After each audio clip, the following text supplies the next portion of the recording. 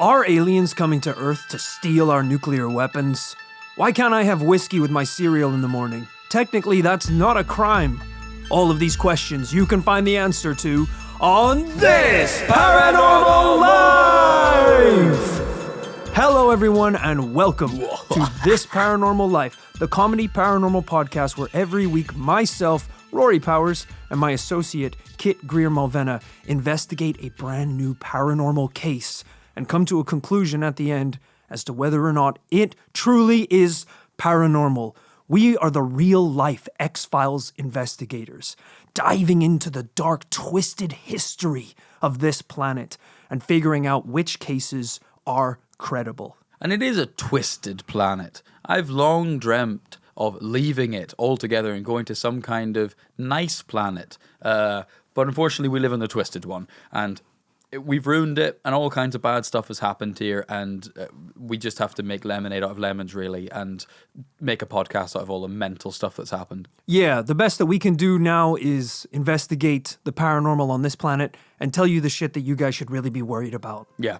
And let me tell you, oh boy, do I have a case today. Ooh, really? I was saying, Kit, recently that we've had a bit of a dry spell on this podcast, you know? We usually try and hunt to see if we can find cases that come down in a double yes that are truly paranormal. And I believe for the last 2, maybe 3 months, we haven't had a single yes at the end. It has been a honker of a dry spell. Just another twisted thing about this cursed planet is that me and Rory have been unable to, allow me to be crass, get it up. Okay, no. Get a couple of yeses up on the board. Our penises work fine. Completely fine. You know, I can't Sometimes say... a little too fine. All right. You know, they say if a paranormal case lasts longer than 4 hours, consult your doctor.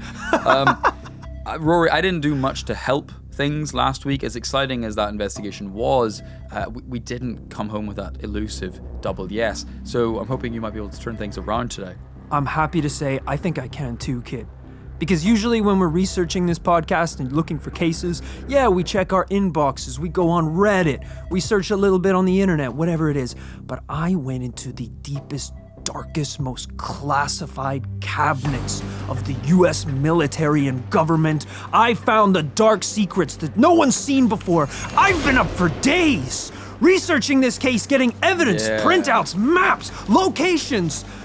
And let me tell you, I've stumbled onto something big here. You're all right, but because I got here and sorry, let me just finish my coffee real quick. If you're watching this on YouTube, you can kind of see that there's whiskey littering the desk. We have documents that say classified here on the desk. You're gonna don't drink that. You're gonna want a swig of this too, It is brother. 10:30 a.m. That's the good stuff. I'm starting to understand our intro question about putting whiskey on your cereal. Rory seems to be, I don't know, needing to cope with the information he's come across. I don't want everyone to get too excited too early on. I want to big the case up too much. I'll just, before we begin, ask the question, Kit, are you prepared to never see your wife or child again? No.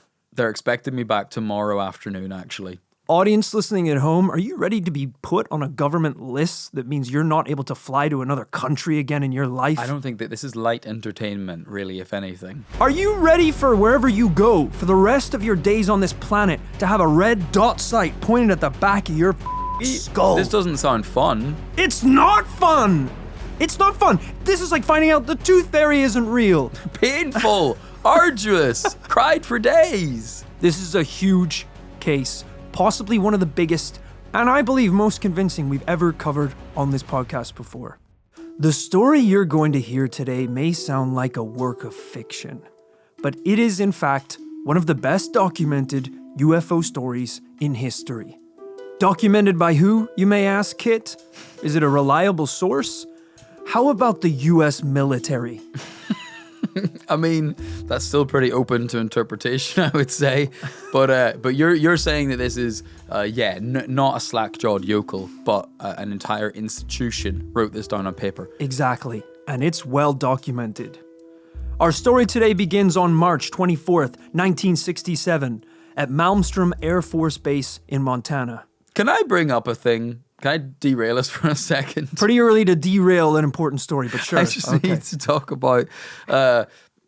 Rory, I can say this in terms of, where are you looking? I'm just wired in. Rory's locked in. I just to up the stakes of the podcast. I mean, it's popping into my head because you talked about a red dot sight being on the back of our fucking heads. Yeah. After researching this case, I don't know if you read the news. Someone just got red dotted. Oh, I did see this. Yeah. Because basically the Boeing aircraft company are in hot water. Boeing, the biggest airplane manufacturer in the world, giant contracts with every government probably around the world for providing aircrafts and so on. They're in hot water because there's major game-breaking safety issues with their planes after a number of crashes. Regulators said enough is enough, what is going on here? And there's now criminal proceedings going on to figure out what's going on. Basically, a former engineer from Boeing, a whistleblower from the inside, was testifying at hearings in America over the last week, providing, I don't want to say it, Roy, but documents that look a lot like yours, and a tie that looks a little bit like yours. He was going into court and saying, hey, I was on the inside, this is what was going on. That guy was found dead in a car park the following morning. Yeah, and it's very interesting you do bring this up because I want you to remember this, Kit, while we talk about some of the things that unfold in today's story. Well, as I said, our story today begins on March 24th, 1967 at Malmstrom Air Force Base in Montana. The day started like any other. Military personnel went about their duties, monitoring the skies and, of course, guarding the base's most prized possession, the intercontinental ballistic missiles.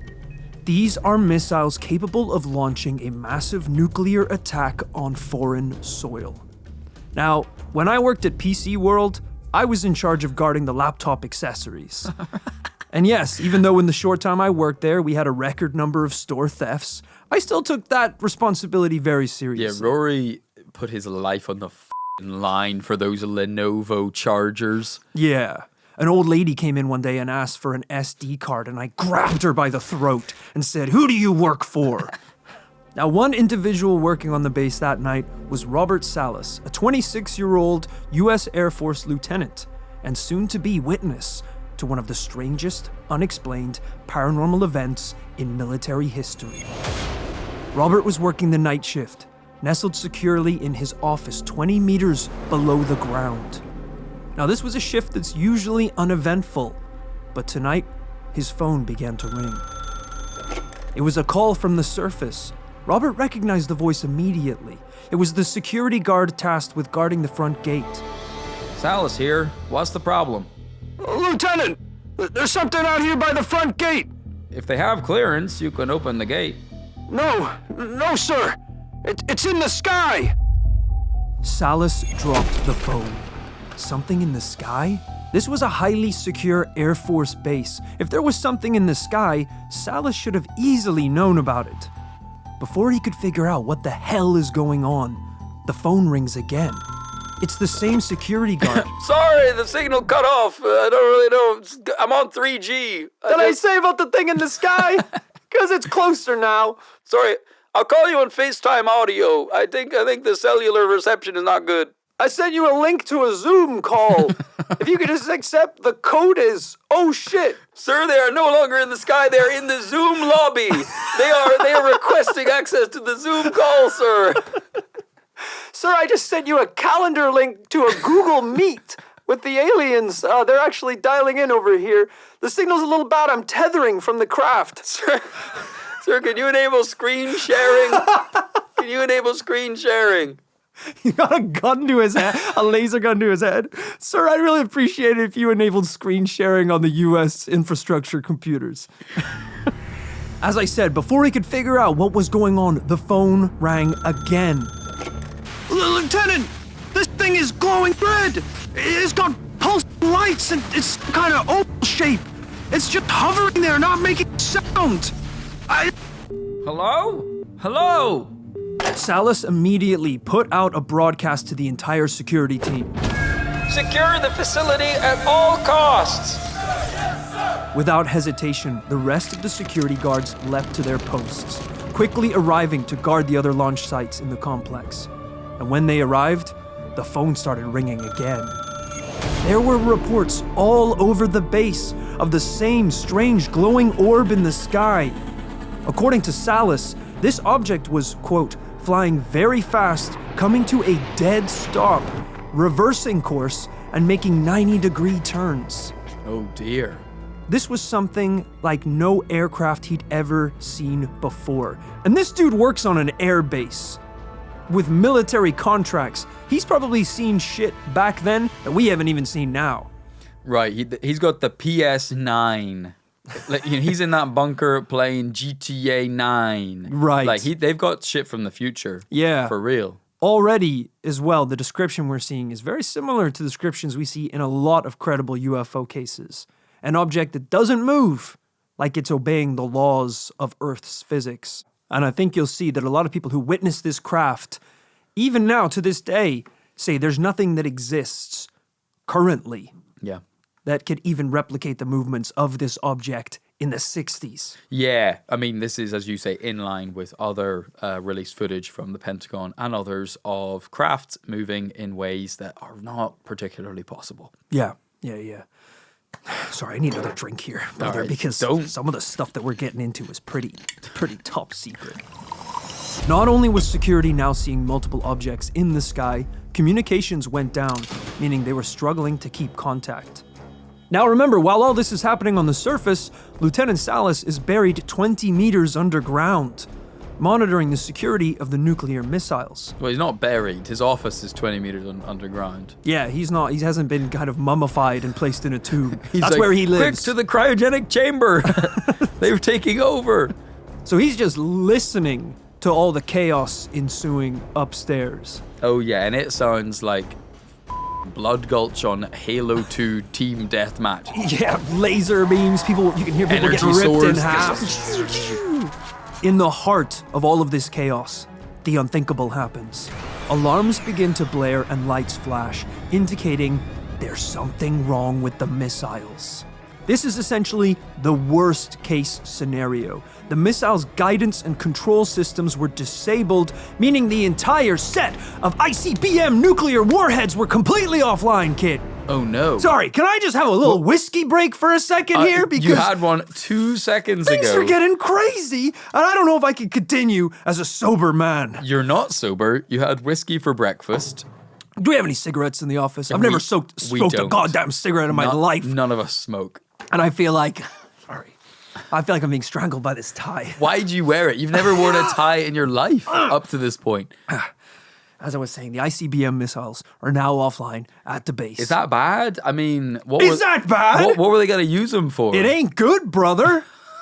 Right, but what if it's like turning your family computer on and off again? Will they just come back on? This is like being someone who owns a gun and you keep it in your house, and one day you go check on it and the gun ain't there. Sure. That's not good, Right. right? Right, but they're not gone. They're just offline. That's like It's more like your gun jamming when you're trying to shoot a raccoon. that's like having a pet tiger you keep in your back garden, and one day you come home and the tiger isn't there.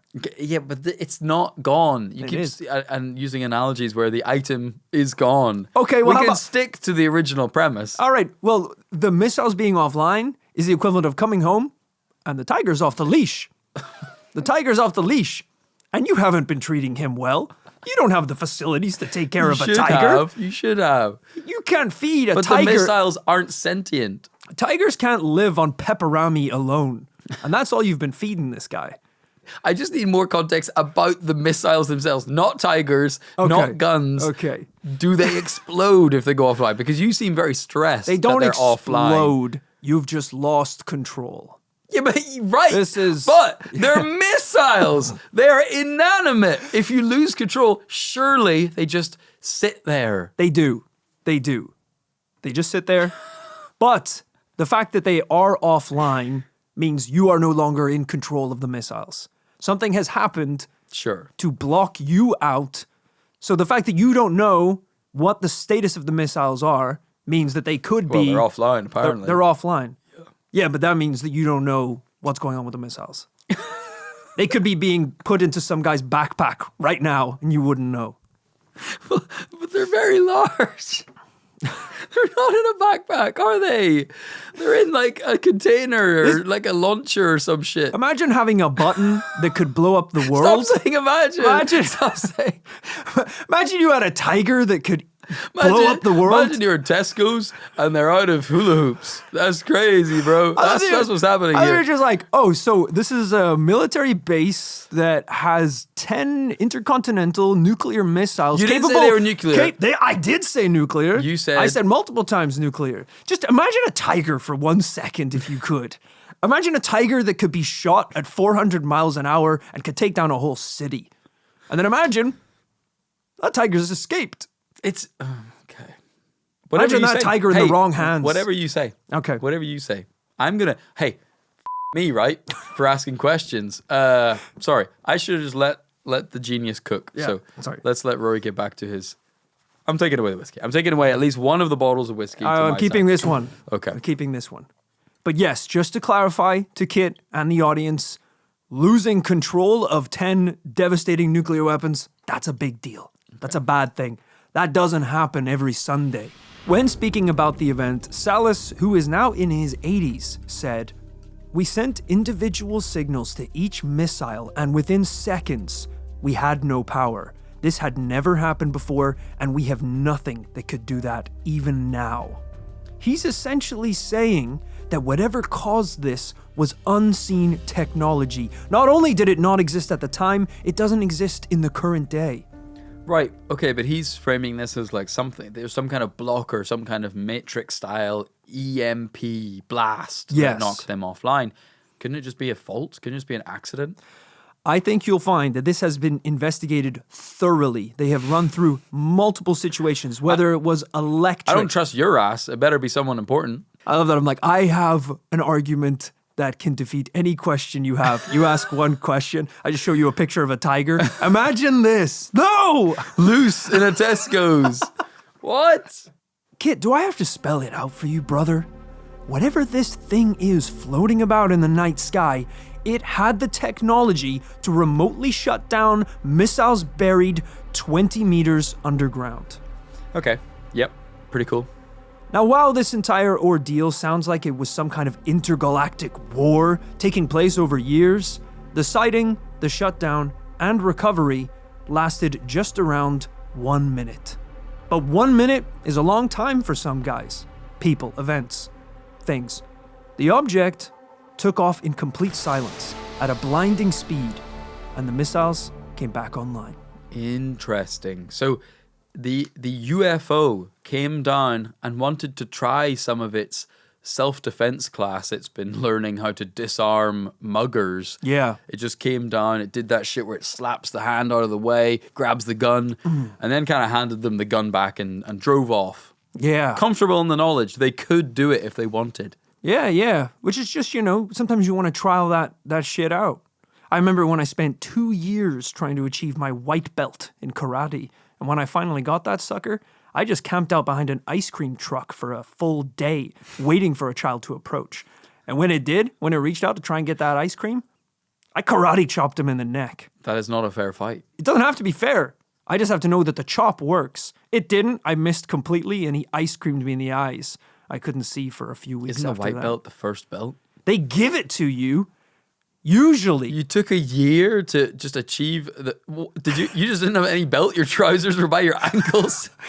It took me a year to gather up the balls to even enter the dojo. I spent a year in the car park going, come on, man, you gotta get in there, man. Rory had fashioned karate clothes out of a bed sheet because he wasn't allowed to use the real shit. I spent 12 months training using an extension cord as a belt. I was like, I am currently extension cord to Dan, and one day I will make white. Lieutenant Salas was left shell-shocked and confused, but he didn't have much time to recover before he was abruptly dragged into a meeting with his squadron commander and a special investigations officer. What in the sweet hell was that, Lieutenant? You better have some answers. I don't know, sir. Maybe whatever Air Force exercise was taking place interfered with the missiles? Don't you get it, you thick Oh, shit. There was no Air Force exercise. Maybe we could ask the other stations and... We're not asking anyone anything. As of right now, this whole incident is classified. And that's basically how things played out. Non-disclosure agreements signed, and Salas was told never to speak publicly about that night, as the entire incident was now classified. Well, it's not that classified because we're talking about it. But I guess we are 50 years on, potentially, in the window of the Freedom of Information. Things have changed. People have become a lot more open to it. We have the Freedom of Information Act. There are now avenues in which whistleblowers can come forward and offer protection. It's a beautiful new dawn, and that is why this case has bloomed in recent years, and there is so much overwhelming evidence to prove that this thing really did happen. Yeah, there's, new avenues for whistleblowers to come forward. Hey, whistleblowers, why don't you come forward? And if you just want to stand right there, right over the X. Yeah, right over the X. Trapdoor. Ah! Yeah. It's like, come on, no, we have a support group for whistleblowers. And they're like, yeah, that's cool. We've seen a lot of our friends go into that building and no one's come out. So I don't know if we're going to go into the support group for whistleblowers. Yeah, they get everyone round in a circle and they're like, all right, does anyone want to, be the first one to speak today? And someone like stands up and it's like, hello, my name is Tim Jefferson. And the guy hosting just goes, big mistake. Gotcha. Now, while Salas didn't go public about his experience for years, it didn't stop him from gossiping about it with his fellow servicemen. I mean, he wasn't the only person there that night. This event had been witnessed by dozens of people at the base, and one of those people was Colonel Fried Maywald. Despite strict orders not to talk about what happened, Salas and Maywald couldn't help it. Can you believe it, Colonel Maywald? 10 different ICBMs, all offline. Doesn't make a damn bit of sense. Who would have guessed it would happen again? Again? For the first time, I mean, at all. Who would have guessed it would have happened at all? Anyway, I have to go now. Goodbye. We just got here. He boards an ICBM, just takes off. This was a bombshell. According to Colonel Maywald, this wasn't the first time strange objects had shown up and shot down the missiles. It had happened before at Malmstrom, and it had happened 1 year prior in September of 1966. 10 missiles had been disabled at an airbase in North Dakota, all while UFOs were observed directly over the launch sites. Take a breath. You know when you investigate a case that you realize, oh shit, the second I unearth this thing, it's changed the trajectory of my life. I wish someone would shut this missile down, because I'm on a dangerous path, brother, and I don't know who's going down with me. It's just the oh shit. Oh shit, brother. I'm on a dangerous path. Like a preacher. Why am I a southern preacher all of a sudden? It's so unhinged. Hey, Rory, look.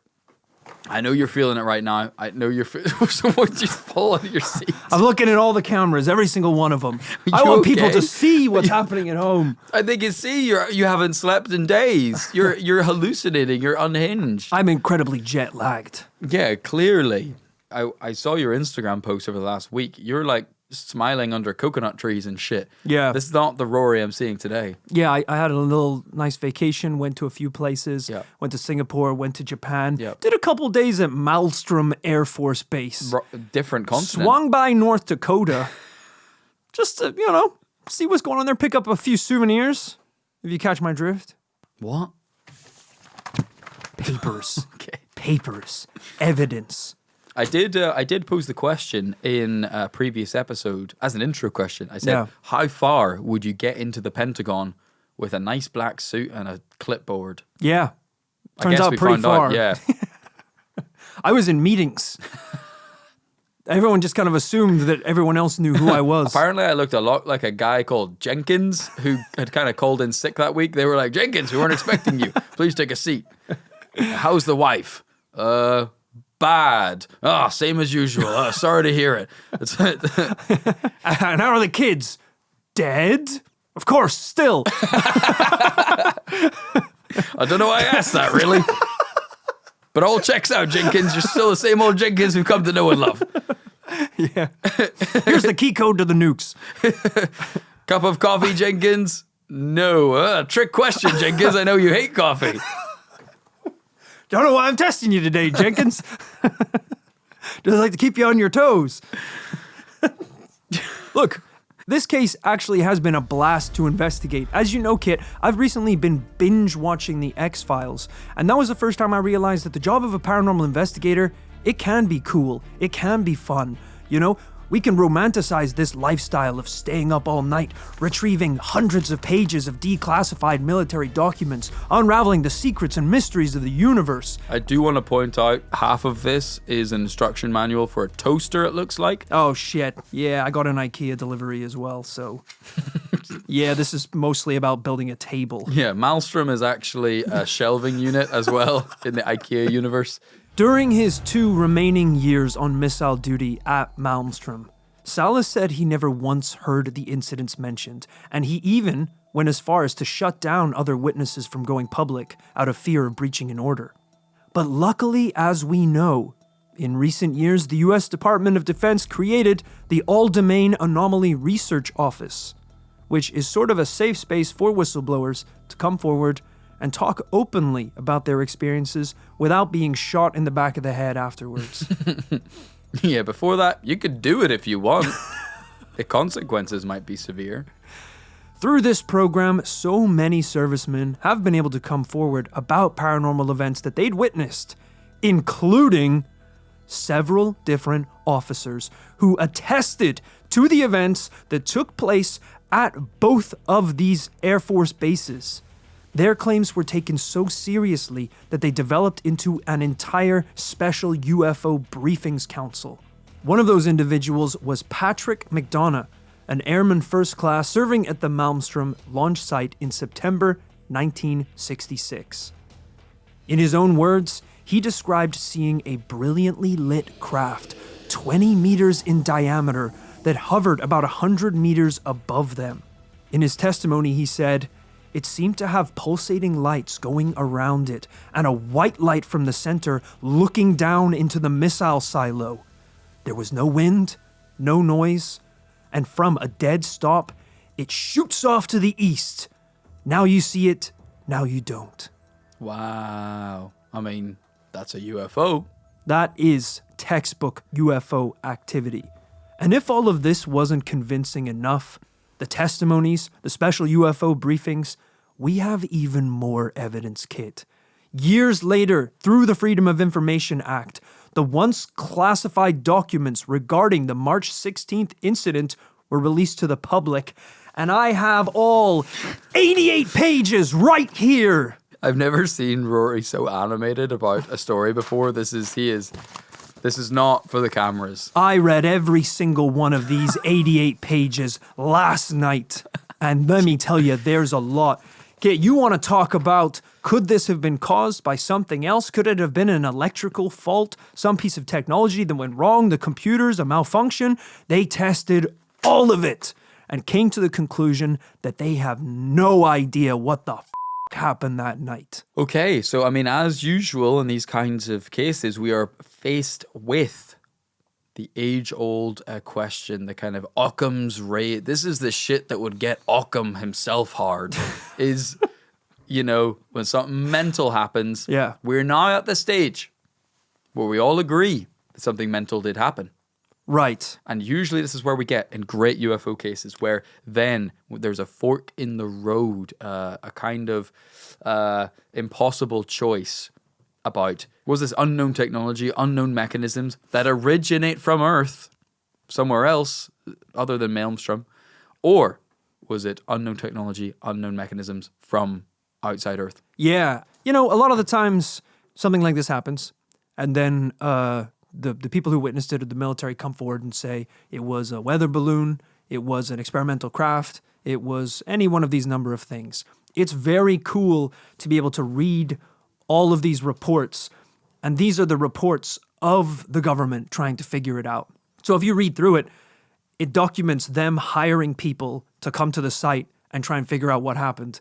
And then the result is they couldn't explain it. They hire electricians to come out. They couldn't explain it. It's all documented there. So it's kind of like, it's proof that at this point when it took place, the people there were trying to figure out what the hell had happened because they had no clue. And at the end, their conclusion is they still don't have any idea. None of the experts could figure out what happened.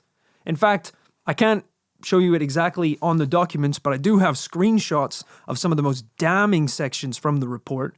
It does confirm all 10 missiles in Echo flight at Malmstrom lost strategic alert within 10 seconds of each other. It goes on to say, the fact that no apparent reason for the loss of 10 missiles can be readily identified is cause for grave concern at this headquarters. Well, sure, that bit's of great concern, but we care about the 20-meter disc hovering above the site. Yeah. I think it's a tough one because obviously the official reports are mostly just focusing on the missiles. They want to know what happened with the missiles, how it went wrong, how they can fix it. They're like, we don't know what that was. We can't fix that. Let's just get our own shit fixed before we start worrying. Okay, but you need to help me out because, Rory, I know about the AARO because we've talked about them in some recent cases and talked shit about them too. I think namely because, correct me where I'm wrong, I believe they have basically testified to Congress, etc., saying, hey, we're the people in the government who have been tasked for years now with investigating internally UFO sightings inside the US government and its agencies. We have no proof of UFOs. Right. Do they mean that, though, from the sense of we don't have a picture? I think they've come out. We can look up the quote, but it was like we don't have evidence to suggest that that we've been visited. Basically, there's nothing. From all our internal investigations. There's no proof to say that any of what's been alleged actually happened, and that's always been the gulf between you've got David Grush and the whistleblowers on one side saying we've seen this, we've seen that, this crazy shit, and then you've got this official organization saying, nah. We've kind of looked into it and it's not right. So that seems to be the point here, though, right? Is because AARO are writing these reports and saying, like, yeah, this is crazy. The nukes were knocked offline. No mention of the craft. I mean, that's the bit we care about, right? I mean, they do at one point mention sightings of a UFO in the report. I think it's no more than a paragraph, really, because the entire thing is basically just figuring out what the hell happened to the missiles. But yeah, if these people, the ARRO or whatever it is, are just talking to people who witnessed these events, the people don't even have evidence themselves. Yeah. So the committee or whoever it is aren't going to have any evidence as well. Yeah. I suppose. Okay, damn. I'm actually reading about this online. I just wanted to Google to get the quote exactly right. But the timing couldn't be more perfect, Roy, because at the time of recording, there is a new headline, a new piece of news hitting the headlines from the AARO in the last 5 days. On Friday, March 8th, 2024, this year, the AARO released its long-awaited report on the historical record of U.S. government involvement with unidentified anomalous phenomena, Volume 1. The quote in question is, AARO found no evidence that any U.S. government investigation, academic-sponsored research, or official review panel has confirmed that any sighting of a UAP represented extraterrestrial technology.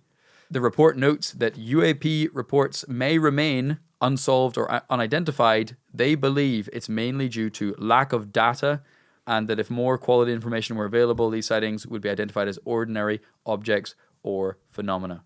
And I mean, you can read about it more if you care, but I mean, it looks interesting. It looks an interesting report. They go into actually even listing the specific technologies they think people might have conflated UFOs with. So they literally tell you the type of weather balloon that they believe happened at Roswell, the type of spy plane that happened in each different one. Right. They're not doing it for all sightings, but yeah, because I'd love to know what kind of weather balloon can disable 10 nuclear ballistic missiles. That would be really interesting. Sure. Yeah. But it is. I mean, no, that does sound like an interesting report. Yeah. And these guys, these Arrow guys, they work closely with the government. They are the government. They are the government. Oh, they are the government. Yeah. Oh, that's funny, isn't it? Oh, that's interesting. Yeah. I'm not saying that's like getting a hamburger Okay, here we recommendation go. from Ronald McDonald. Oh, what do you recommend, Ronald? McDonald's? Oh, that's pretty good. Do you work closely with McDonald? Oh, you're the spokesman. Oh, that's cool. Oh, Ronald's denying there is a burger tastier than the Big Mac? Oh, I trust Ronald, I guess. You can't have it both ways. You can't have it both ways and say that when they don't agree with you, they're wrong and they're the government. And when they do agree with you with these papers, you're like, this is crazy. They're saying it all happened. I don't need to listen to this unless you agree with me and think it's real. In that case, I do. You actually do have to listen. I will. I'm not saying. Can I interest you in a whiskey? Can I interest you in a whiskey? I think it might help you a little bit. I have an entire bottle, believe it or not. Me. I took it off you.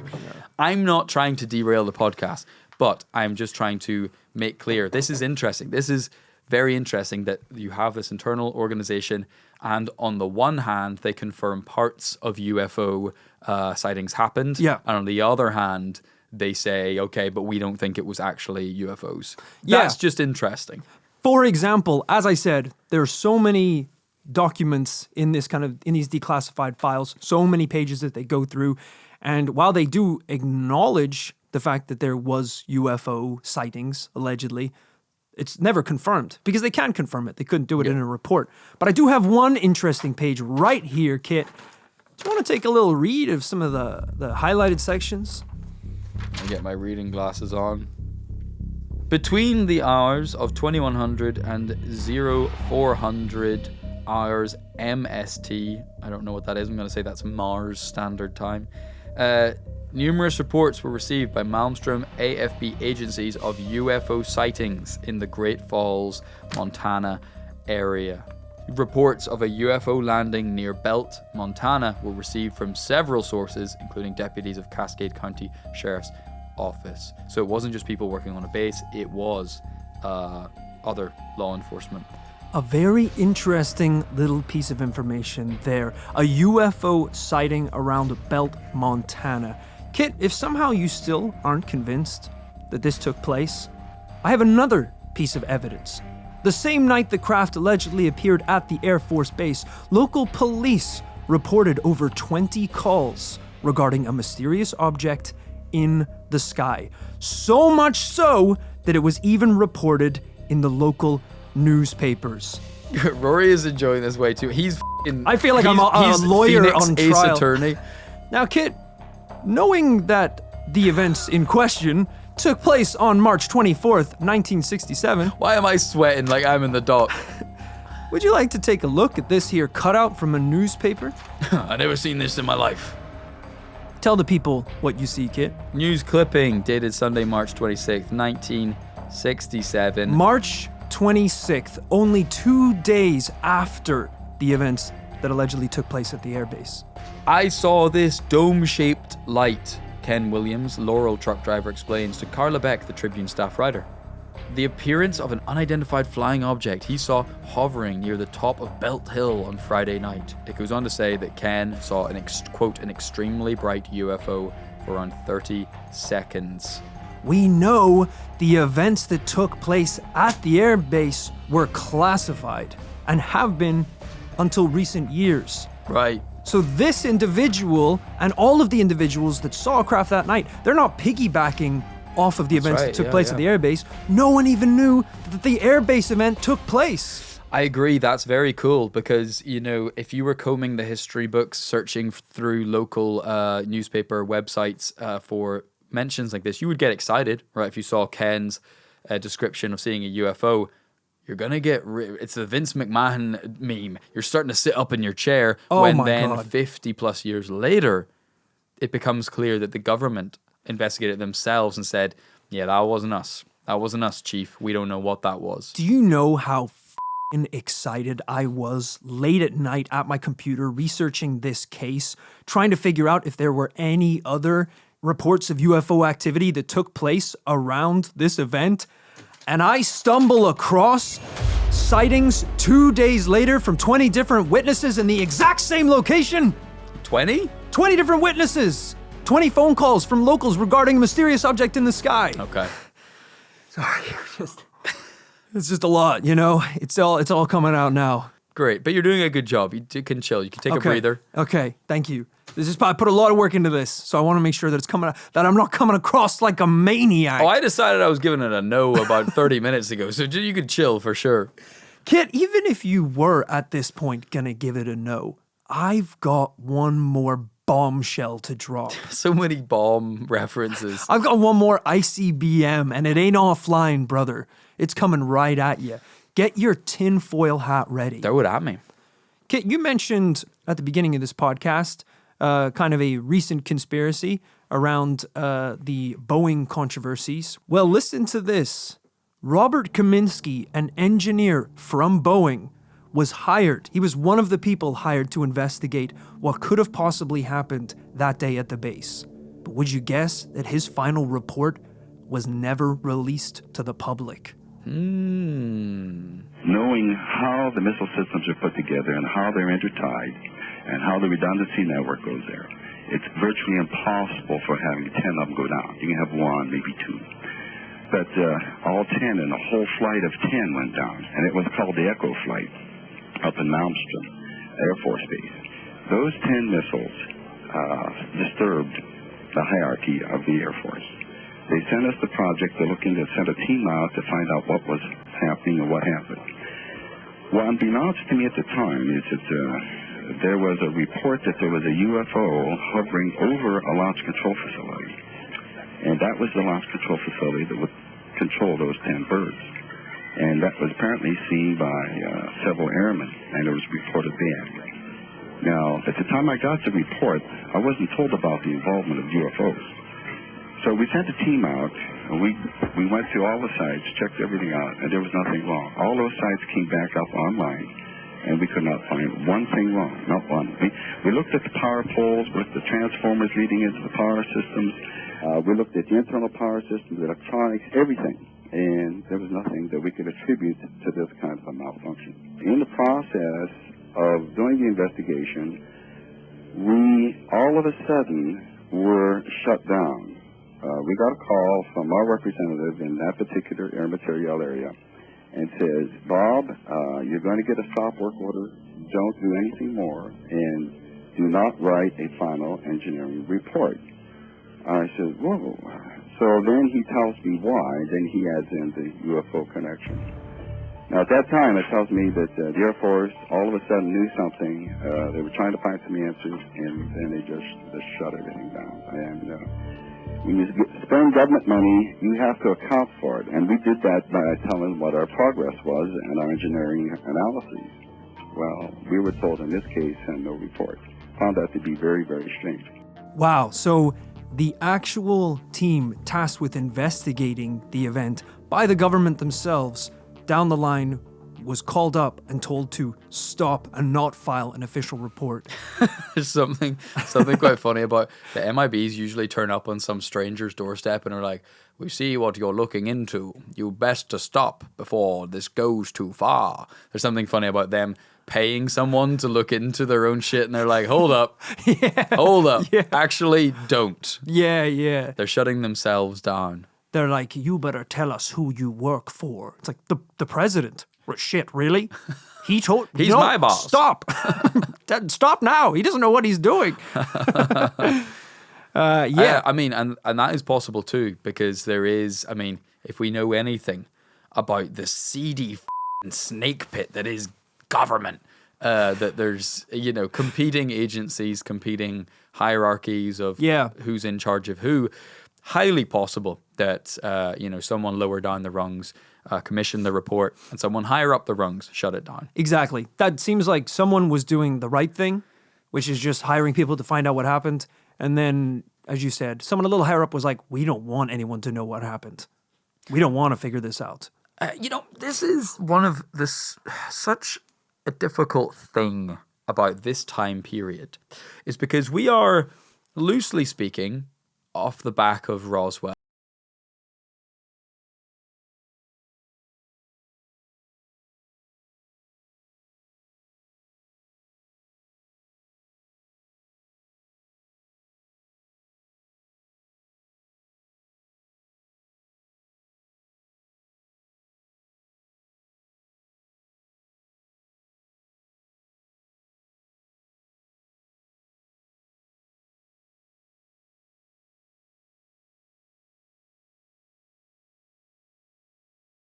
and this sense of new technologies.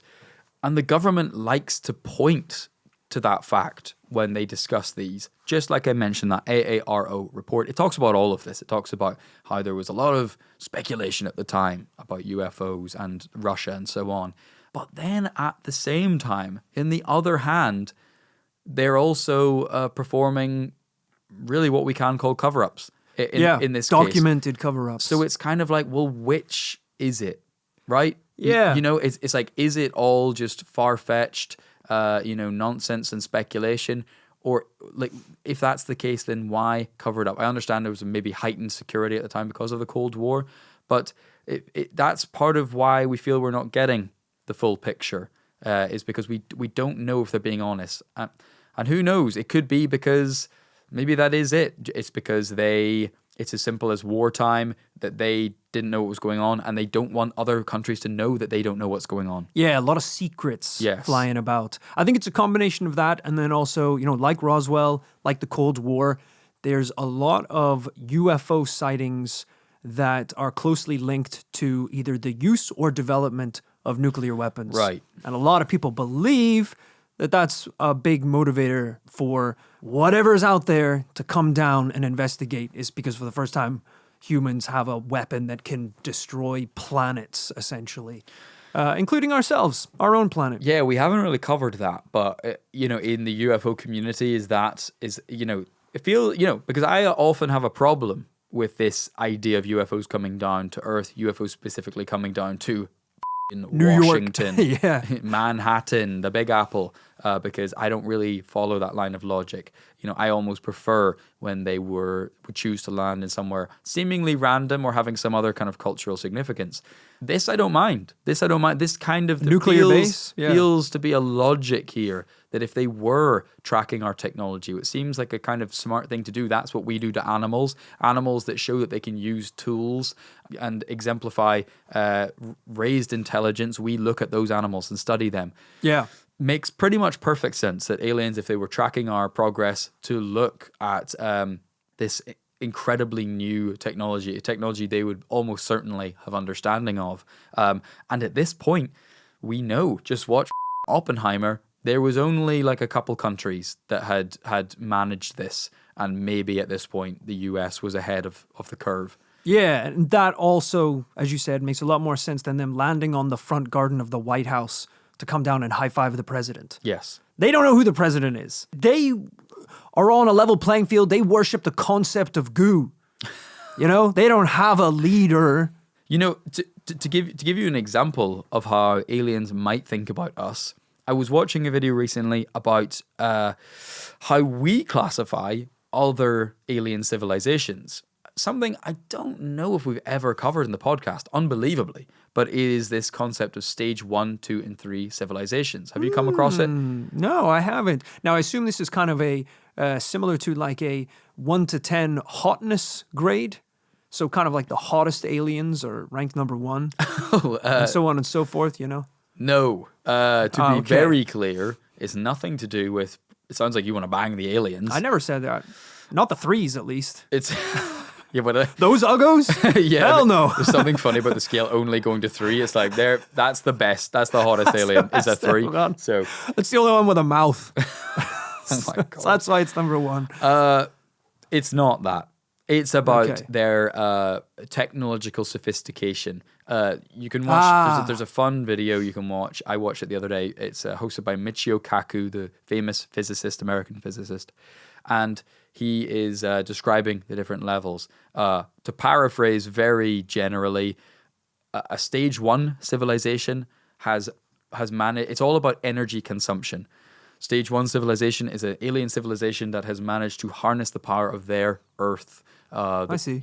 Generally, mining for fuels, harnessing the internal core of that planet for energy. A stage 2 would be, I've already lost track, but I think stage 2 is harnessing the power of their sun, their local star.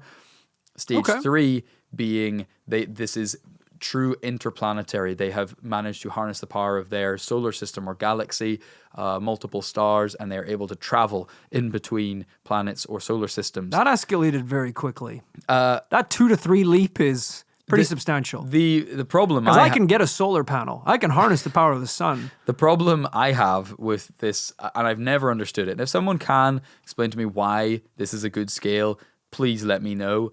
I always thought this was a shit scale because Earth and humans are 0. We don't even rate on the scale, which to me seems pointless. Isn't the point of trying to find aliens trying to find something that looks like us? It's like, I think we'd be pretty interested if we found aliens that could do everything we can do, but they're like, nah, doesn't even register, mate. I mean, we got pretty good at harvesting the energy from the earth and then just didn't go any further. And we kind of drained that sucker dry. See, this is what I thought, is that like, yeah, right, fossil fuels, and they're like, no, we mean harnessing the magma at the core of the center of the earth. When we talk about using the sun, we don't mean a solar panel. They mean constructing a mega structure around half of the sun that just absorbs the sun's energy direct from its core. All right, so we're -4. We are not on this scale. Point being, if that's the way we're looking at other civilizations, that it would make perfect sense. They're looking at us and going, wow, these guys are at a 0.5. We're lower. We're for sure lower. They've got nukes. They have managed nuclear fission on Earth. Not yet fusion, but fission. Which is what? 0.2? Splitting the atom, everything in the Oppenheimer movie. Right. And I guess if you're that far along, that registers at least a visit, a check-in. Yeah, right. Yeah. You know? You get a 30-second phone call. It's like a cameo video. Just stop in and say hi. I thought this video and this audio clip was really great as well because, look, we've investigated a lot of cases on this podcast before. We've turned up with a lot of documents, declassified documents, newspaper clippings, but there is something to multimedia evidence.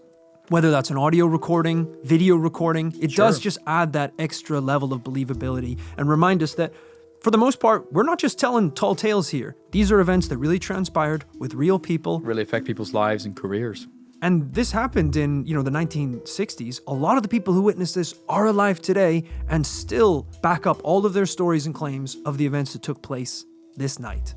Kit, at the end of every episode, we have to come down on a conclusion as to whether or not we believe the case that we just investigated is truly paranormal.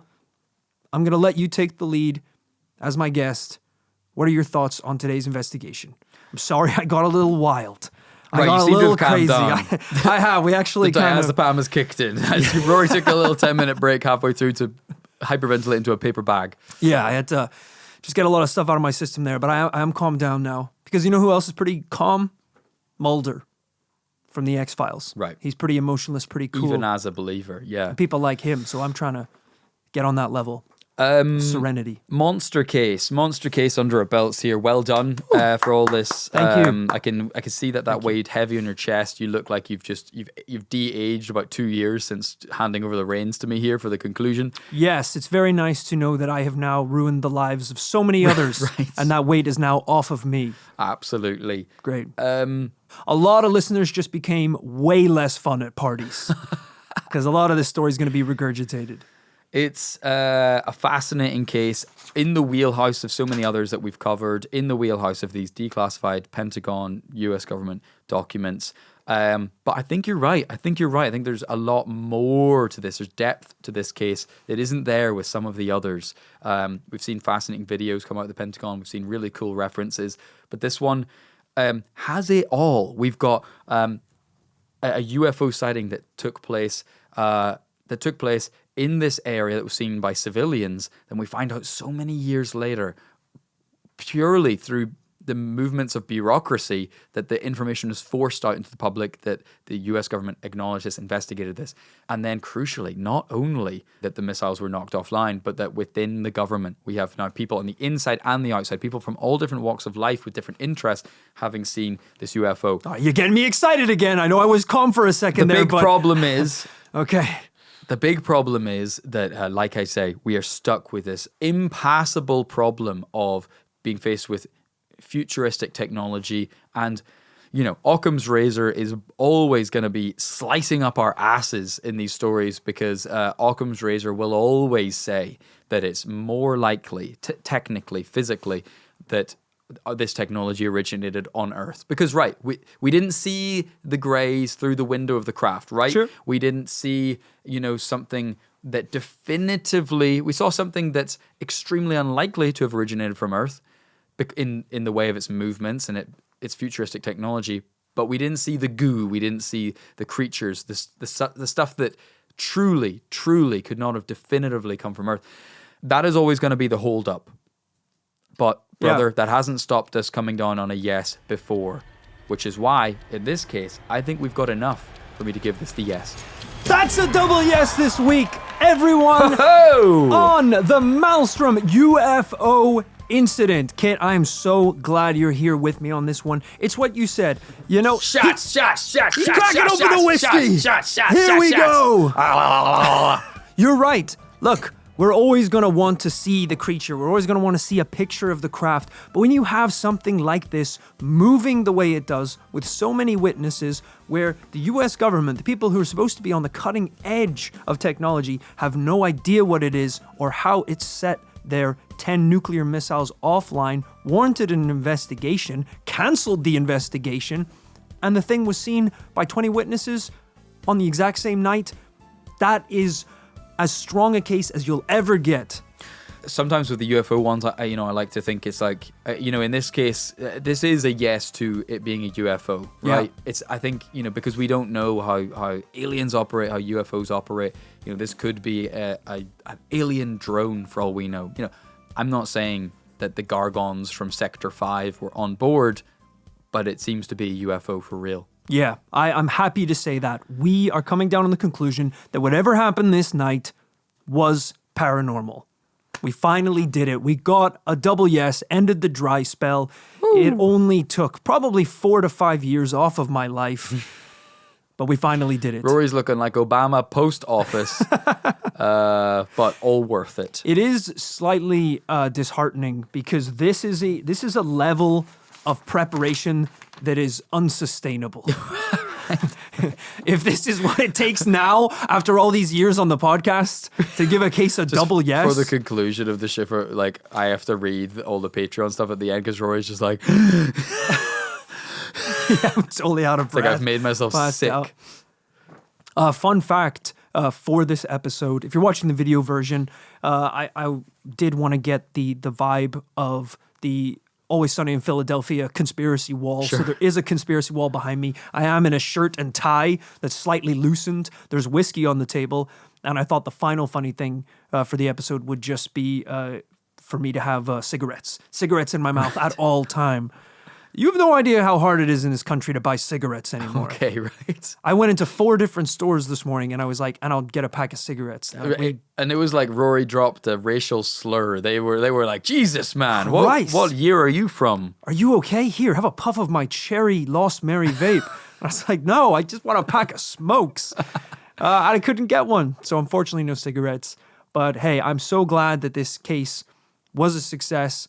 It heals my cold, dead paranormal investigator heart to know that there is still belief out there, that there is truth in some of these X-Files. I think it's good to really parse apart what the AARO are saying. We're going to be hearing a lot more from them in future because these headlines keep coming out. They keep investigating stuff. So interesting for us to draw our line in the sand and say, they're liars. Or, well, at least they're not liars, but at least they're playing it very safe, and we don't necessarily always agree with them. It's true. As I said, if you want burger recommendations, don't go to Ronald McDonald. They heard it here first. Also happy that a lot of this evidence and classified information can now be put up on the wall behind us. Right. As we have decided, it is a double yes and worthy of commemorating on the conspiracy wall. I can't wait for the day and time when we eventually leave this office, whether we are dead from being killed by the government, or if we move to a bigger office. I like the idea that we will just leave it all there for the people who run the building to just come in and see what the we were up to. Or we should at least put a bunch of weird shit under the floorboards or things. That would be fantastic. Thank you so much, everyone, for listening to this week's episode of This Paranormal Life. Thank you for sticking with us. I know that was a heavy one, but sometimes we love the comedy, but it's great to bring you the heavy hitters. We want to question your understanding of the universe. Let us know in the comments. Let us know on Twitter, Instagram, Facebook, wherever you connect with This Paranormal Life, what you thought about today's case. Are you giving it a yes or are you giving it a no? And of course, on top of all of that social media, the best place to connect with This Paranormal Life and support the show is over on patreon.com. We started Patreon, I think, a year or two into the podcast. And through the support of people over on Patreon, it's the entire reason why we've been able to thrive and grow and keep making this podcast year after year. So if you do enjoy it, if you do enjoy the show and you want a bunch of cool extras like weekly behind the scenes episodes, monthly bonus episodes, prizes, shout outs, and so much more, head on over to patreon.com/This Paranormal Life. Imagine a tiger. Imagine a tiger that needs milk. We're that tiger. Do they drink milk? I don't know. I don't know. They're the part of the cat They family. probably drink everything. Yeah. The milk is money on Patreon. Yeah, we might have to explain the analogy a little more because that was a little messy. The tiger lives in a cage. So, because normally, obviously, a tiger would be a prey animal that would eat other animals. It's king of the jungle. Yeah. So it doesn't have access to those things. You tiger- could say the Patreon is an antelope. The tiger lives in a cage in East London, and the cage is expensive. And the tiger's worried some. Is that when you say that out loud? The cage costs money. I mean, I'm not saying let's go full anarchist mode, but that doesn't make sense. I'm starting to see why you didn't want me to use the tiger analogy so much in the episode. So head on over if you want to support the show and get a bunch of cool extras. It's all on Patreon. And of course, one of those rewards on Patreon is to get a shout out at the very end of the podcast. So, without further ado, thank you to Thomas. Thomas has a bomb ass. His ass is the bomb. You could bounce a 2-pound piece on it. Bling. That's so offensive. Sorry, Thomas. Sorry, Thomas just wrote in. He said, I really love the show. Right. You've been a huge beacon of light in a really tough year. Because my ass was hurt in a terrible accident. Yeah, that in retrospect then, that was insensitive. Yeah. I was just trying to say you look good, Thomas. Sorry, Is that no. so bad? I'm seeing the picture right now. God damn. Ooga! My eyes turned to hearts. Thank you, Thomas, for supporting the podcast. Let me know what workout you're doing to get a cake that thick, because I need to do that. I'm rocking 2 cupcakes down in those trousers. You know? Thomas is out there looking like Ice Spice. Thank you also to Joseph. I want a dose of Joseph. Because he's like medicine to you. Yeah, exactly. You know, whenever you're feeling like down or a little bit bored, someone say, hey, we need a dose of Joseph. Yeah. And he kind of call him up. He's unpredictable. You don't know what Joseph is going to do. Sometimes he'll just bring a bunch of beers and video games. Sometimes fireworks. Sometimes he just has a switchblade and he gets weirdly close to you while he does tricks with it. Yeah. It's always an exciting time. It's always different than what you were doing before. Yeah, so like you wouldn't want him to be around all the time, but like sometimes a little, good in doses. Joseph's good in doses. You can have too many doses. Yeah. You can OD You on could Joseph. overdose on Jose. F. Thank you also to Tristan Morgan. Tristan is the name they give him in India because he's such a yogi. He flew to India to simply dip his toes on a gap year into the world of yoga.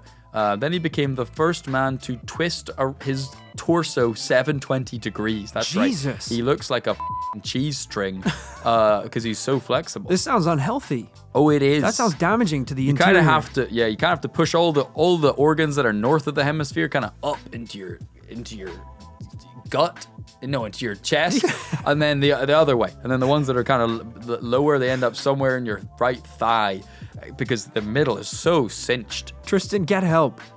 Stop twisting. He's a record breaker. No, that's actually pretty cool, to be fair. Also, thank you to Dan Franks. Let me be frank with you for a second, Dan. You didn't give enough. $2,100? You think that's enough for this tiger's cage? You gave $2,100? Yeah.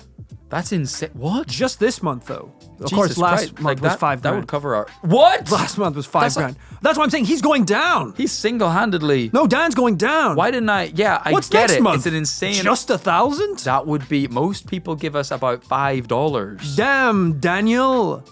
Why don't you up your No, contribution? you don't want to. Don't poke the. This is a great Oh, thing. don't we poke. need to delete. Don't this. poke. Hey, Dan. What happens when the tiger can't afford his cage anymore? The tiger's out. The He's tiger's covered loose. our overheads for several months. It looks like. Yeah, I think he was one of the first patrons. There were months where it was just only Dan. He was he was kind of funding the entire show himself. So thank you, I guess, whatever. Yes, thank you very much. And thank you lastly, but not leastly, to Gallon Stewart. Gallopin' Gallon is a champion horse racer. Whoa. Has won many races from country to country. And you know what their secret is? What? They don't use a horse. That's not okay. They use That's illegal then. they use a zebra painted to look like a horse is actually substantially faster. No, there's and no more way. vicious. So it can kind of just when it's in the stables, it'll kind of just nibble some of the other, take a chunk out of the other horses. So it eats horses. Injuring them for the upcoming race. So it's not actually necessarily faster, but in relation to the many injured horses, it often wins. So this is a zebra entered into a horse race. That's right. And the only way it wins is because it eats the horses before the race begins. Bites them, yeah. You're a criminal. Gallopin' Gallon is a champion horse racer, zebra racer, if we're being quite honest.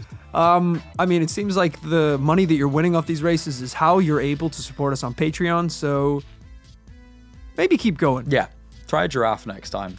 Thank you so much to everyone who supports us on Patreon or just tunes in. You know, if you can't support us on Patreon, even just giving us a review, leaving us 5 stars, we really appreciate it. Thank you so much, everyone, for listening. This week, we'll be back next Tuesday with another paranormal tale. See you next time.